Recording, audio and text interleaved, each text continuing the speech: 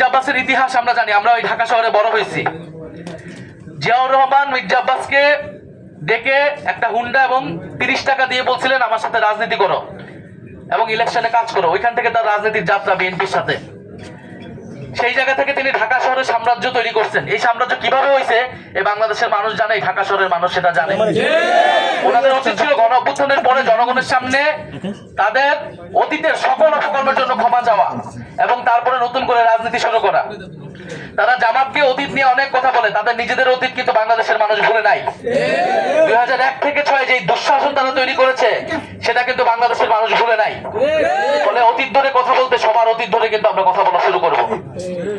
ফলে মির্জা আব্বাস সাহেবের প্রতি আমাদের আহ্বান থাকবে, অনুরোধ থাকবে, আগে যা করছেন সেই আচরণ যদি পরিত্যাগ করতে না পারেন তাহলে কিন্তু এবার নির্বাচনে এটার পরিণতি ভালো হবে না।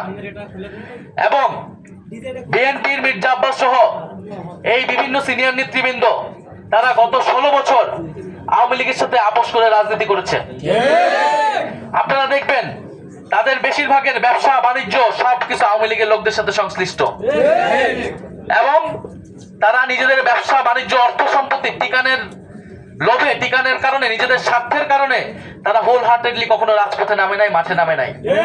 ছাত্রদল, যুবদল, বিএনপি, তৃণমূলের নেত্রীরা, নেতাকর্মীরা জীবন দেওয়ার জন্য প্রস্তুত ছিল, কিন্তু এই মির্জা আব্বাসের মতো নেতারা ঢাকা শহরে কোনো গ্রিন সিগন্যাল দেয় নাই। গণ অভ্যুত্থানের সময় তারা মির্জা আব্বাসদের জন্য অপেক্ষা করে নাই। ছাত্র শিবির, ছাত্রদল, গণ অভ্যুত্থানের বৈষম্য বিরোধী সকল নেতাকর্মীরা জনগণের জন্য রাজপথে নেমে গিয়েছিল। ফলে মির্জা আব্বাসের যে ব্যাংক ব্যালেন্স, তাদের যে ব্যবসা, তাদের যে সাম্রাজ্য, সে আওয়ামী লীগের সময় পুরোটাই ইনটেক ছিল এবং এটা বেশিরভাগ বিএনপি নেতাকর্মীদের আপনি দেখবেন খুঁজলে একই জিনিস পাবেন। একমাত্র ব্যতিক্রম ছিলেন বেগম খালেদা জিয়া। এই জন্য তাকে কি অবস্থা ছিল, কারাগারে তাকে মৃত্যুর মুখে পড়তে হয়েছিল। ফলে আমরা সেই অতীত ধরে কথা বলতে চাই না, বলতে গেলে অনেক কথা বের হয়ে যাবে। রাজনীতির মাঠে এসেছি, সুষ্ঠু নির্বাচন চাই। শরীফ ওসমান হাদী এই ঢাকা 8-এর মানুষের ভোটাধিকারের জন্য, গণতন্ত্র প্রতিষ্ঠার জন্য জীবন দিয়ে গিয়েছেন। এই একই লড়াই আমরা কন্টিনিউ করতে চাই। কিন্তু আজকে যেটা হয়েছে এটা খুবই দুঃখজনক, খুবই ন্যাক্কারজনক এবং এটা অস্বীকারের চেষ্টা আরো বেশি ন্যাক্কারজনক। হাবিবুল্লাহ বাহার কলেজে একেবারে চিহ্নিত ছাত্রদলের ক্যাডার সন্ত্রাসীরা এটা পরিকল্পনা করে এটা করেছেন। মির্জা আব্বাসের নির্দেশে, তারেক রহমানের সম্মতিতে এই ঘটনা আজকে ঘটেছে।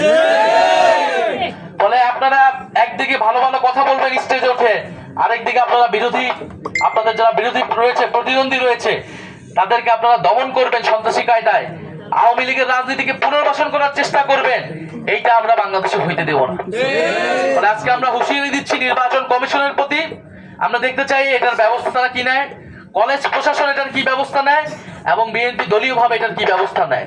এরপরে বাকি জবাব আমরা রাজপথে দিব, আমরা 12ই ফেব্রুয়ারি ইলেকশনে দিব। আর আপনারা দেখতে পাচ্ছেন যে আমাদের এই ভাইয়েরা, ওনারা আহত হয়েছেন প্রায় 12 জনের উপরে। সেটা শুধু অনেক মিডিয়াতেও এটাকে নেগেটিভ ভাবে যে ডিম মারা হচ্ছে, তোপের মুখে হচ্ছে। এইটা খুবই স্পষ্ট একটা পরিকল্পিত ভাবে সন্ত্রাসী হামলা। যে হামলায় আমাদের ঐক্যবদ্ধ বাংলাদেশের অনেক ভাই বোনেরা আহত হয়েছে, হেনস্থার শিকার হয়েছে এবং এটা আমরা আইনি ভাবে, রাজনৈতিক ভাবে আমরা এটার মোকাবেলা করব।